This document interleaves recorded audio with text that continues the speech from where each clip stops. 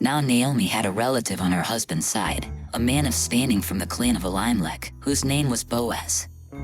And Ruth the Moabite said to Naomi, "Let me go to the fields and pick up the leftover grain behind anyone in whose eyes I find favor." Naomi said to her, "Go ahead, my daughter."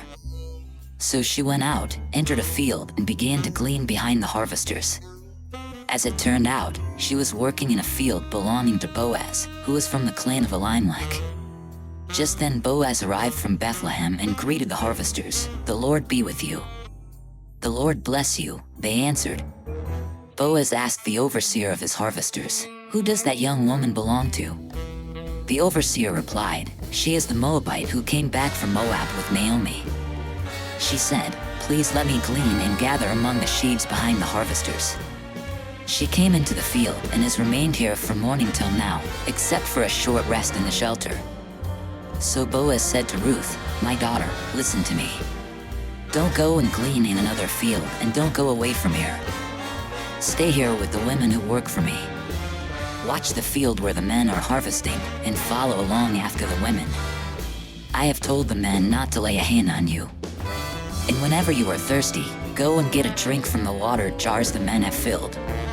At this, she bowed down with her face to the ground. She asked him, "Why have I found such favor in your eyes that you notice me, a foreigner?" Boaz replied, "I've been told all about what you have done for your mother-in-law since the death of your husband, how you left your father and mother and your homeland and came to live with a people you did not know before. May the Lord repay you for what you have done. May you be richly rewarded by the Lord, the God of Israel, under whose wings you have come to take refuge. May I continue to find favor in your eyes, my Lord," she said. "You have put me at ease by speaking kindly to your servant, though I do not have the standing of one of your servants." At mealtime Boaz said to her, "Come over here. Have some bread and dip it in the wine vinegar."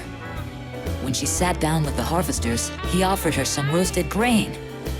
She ate all she wanted and had some left over.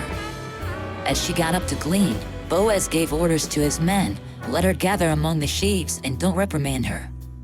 Even pull out some stalks for her from the bundles and leave them for her to pick up, and don't rebuke her." So Ruth gleaned in the field until evening. Then she threshed the barley she had gathered, and it amounted to about an ephah. She carried it back to town, and her mother-in-law saw how much she had gathered. Ruth also brought out and gave her what she had left over after she had eaten enough. Her mother-in-law asked her, "Where did you glean today? Where did you work? Blessed be the man who took notice of you." Then Ruth told her mother-in-law about the one at whose place she had been working. "The name of the man I worked with today is Boaz," she said. "The Lord bless him." Naomi said to her daughter-in-law, "He has not stopped showing his kindness to the living and the dead."